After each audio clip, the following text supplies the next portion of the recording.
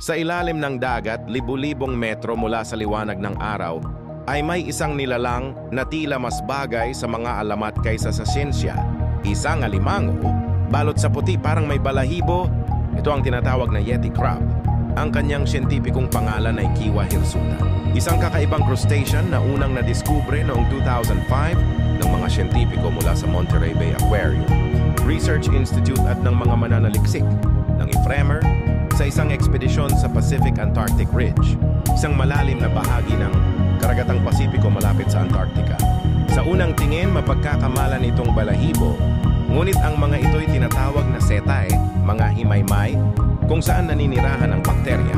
Pinaniniwala ang ginagamit ng Yeti crab ang mga bakterya na ito upang linisin ang mga nakalalasong kemikal sa paligid at sa ilang kaso upang makakuha ng nutrisyon mula sa mga hydrothermal vents sa ilalim ng dagat.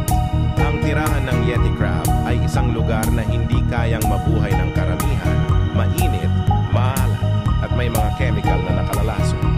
Ngunit dito siya lumalago, isang ehemplo ng extreme adaptation na nagpapakita kung gaano kahusay ang kalikasan sa paglikha ng buhay sa pinakamalalupit na kondisyon.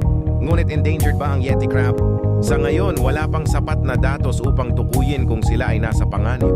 Dahil sa kanilang tirahan na malalim at mahirap maabot ng tao, kakaunti pa lamang ang pananaliksik ukol sa kanilang populasyon. Gayunpaman, nanganganib pa rin sila mula sa mga aktibidad tulad ng deep sea mining na maaaring sirain ang kanilang mga sensitibong tirahan.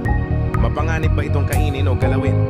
Bago natin sagutin ito, pa-like, share and follow muna ng ating Facebook page para laging updated sa mga bagong videos. Sa pagpatuloy, ang sagot, hindi naman ito agresibo, ngunit hindi rin ito dapat kainin o galawin.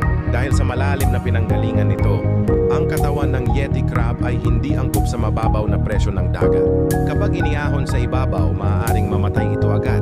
At dahil hindi pa rin sapat ang ating kaalaman tungkol sa kanyang biochemistry, maaaring may taglay itong mga kemikal na delikado sa tao. Ang Yeti crab ay hindi lang isang kakaibang hayop, ito ay simbolo ng buhay sa lugar na akala natin ay patay. Sa panahon ng mabilis na pagbabago sa mundo, isa itong paalala na may mga nilalang sa kailaliman na dapat nating protektahan, pag-aralan at pahalagahan